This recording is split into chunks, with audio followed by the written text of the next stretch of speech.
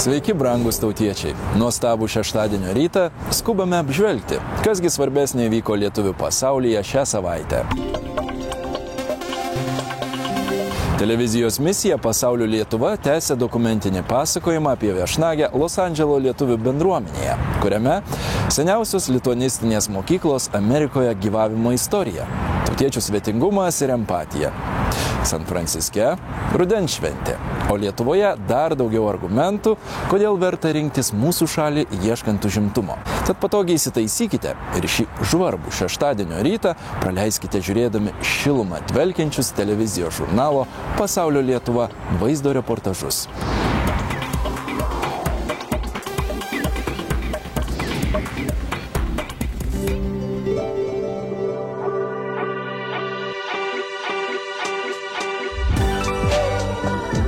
Viename didžiausių Jungtinių Amerikos valstijų uostų prie Ramiojo vandenyno, San Francisko mieste, vyko jau tradiciniu tapęs rudens balius. Rudens balių atidaryta!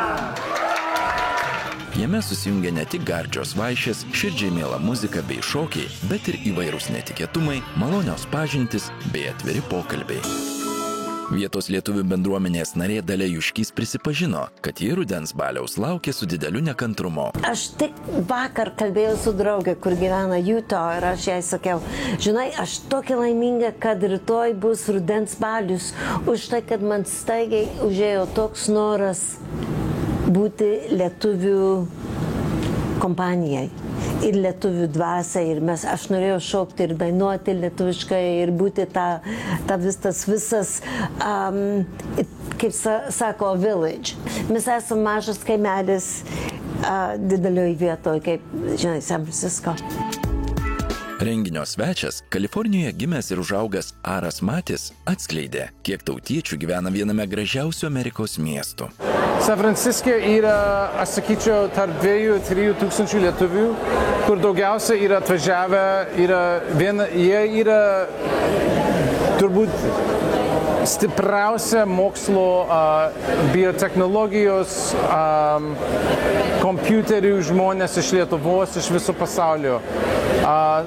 Pavyzdžiui, Los Andželas, aš žinau, kad yra apie, sako, 50 tūkstančių lietuvių. Taip ir yra parašyta katalogė, bet čia yra tik 2–3 tūkstančiai. Viena laukiamiausių akimirkų rudens šventėje tapo naujos San Francisko lietuvių bendruomenės vėliavos pristatymas.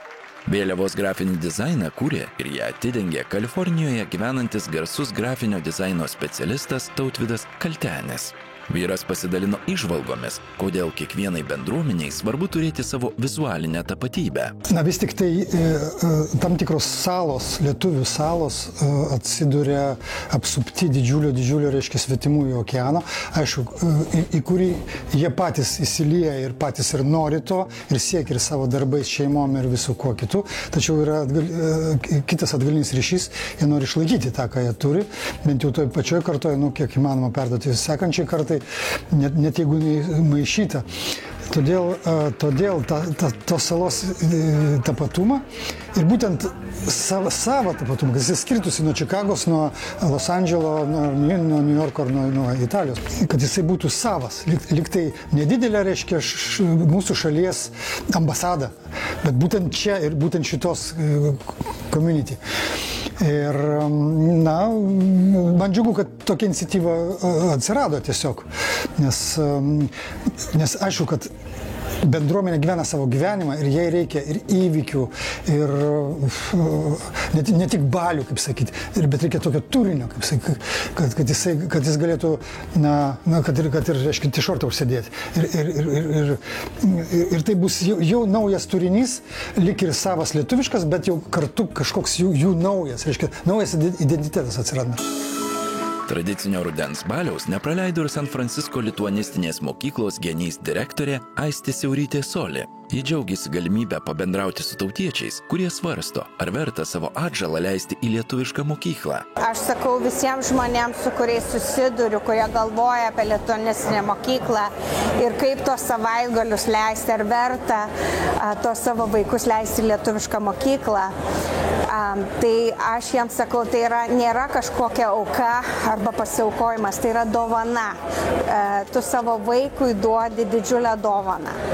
Tai yra asmens tapatybė. Tu savo vaikui duodi galimybę būti tuo, kuo jis jau yra. Jis yra lietuvis ir jam tu suteiki galimybę turėti savo šaknis, jas išsaugoti.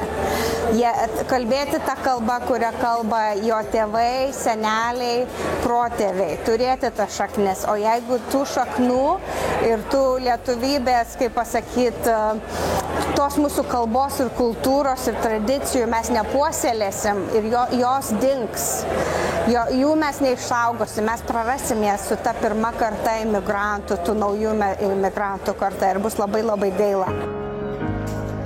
Antrai kadencijai išrinktas San Francisko lietuvių bendruomenės pirmininkas Mindaugas Šatas atviravo, kad labai vertina žiniasklaidos atstovų dėmesį bendruomenės veiklai.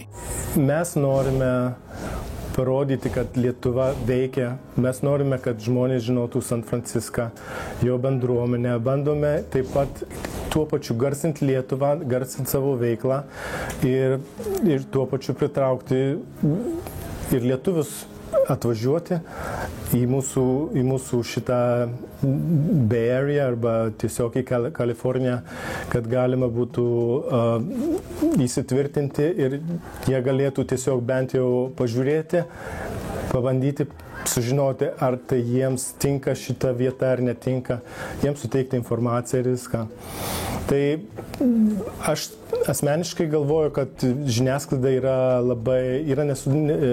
sudėtinė dalis mūsų veiklos ir tai yra labai, labai svarbu. Paklaustas, ar aktyvi komunikacija duoda vaisių, bendruomenės pirmininkas nedelsdamas pasidalino konkrečių pavyzdžių. Buvo atvejis, kada atvykus viena mergina į mūsų renginį, aš su ja pašnekėjau ir jinai sako, atostogavau Lietuvoje, sako, per televiziją išgirdau apie San Francisko lietuvių bendruomenę Lietuvoje ir sako, aš jau 7 metus gyvenu San Franciske, sako, niekad negirdėjau, grįžo ir prisijungė prie mūsų veiklos. Taigi, štai dar vienas rezultatas, kad mes turėtume kuo daugiau siekti viešumo ir viešinti tai, ką mes darome, kas mes esame. Rudens balius į kiekvieno dalyvio širdį nebejotinai rašė daug nepamirštamų akimirkų, bei dar labiau suvienijo šiame Amerikos krašte gyvenančius tautiečius.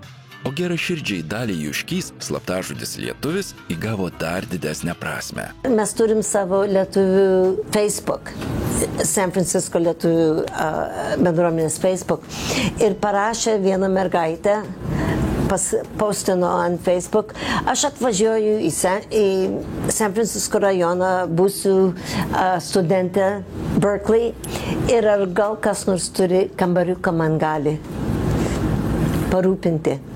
Aš jai sakau, ojoj, žinoma, aš jas visiškai niekad nemačiau, nepažįstu ir aš tuoj paparašiau, jie sakau, jo, aš turiu visai netoli universiteto.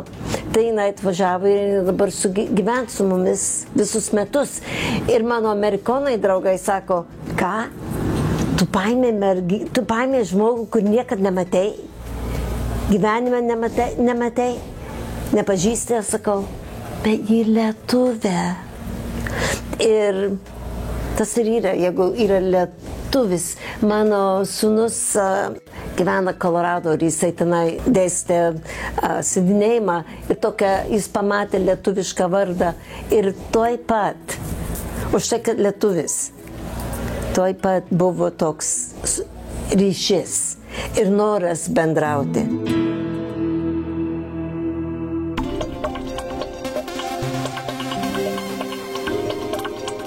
Po reklamos matysite, užsienyje įgyta kvalifikacija nekliūtis dirbti Lietuvoje.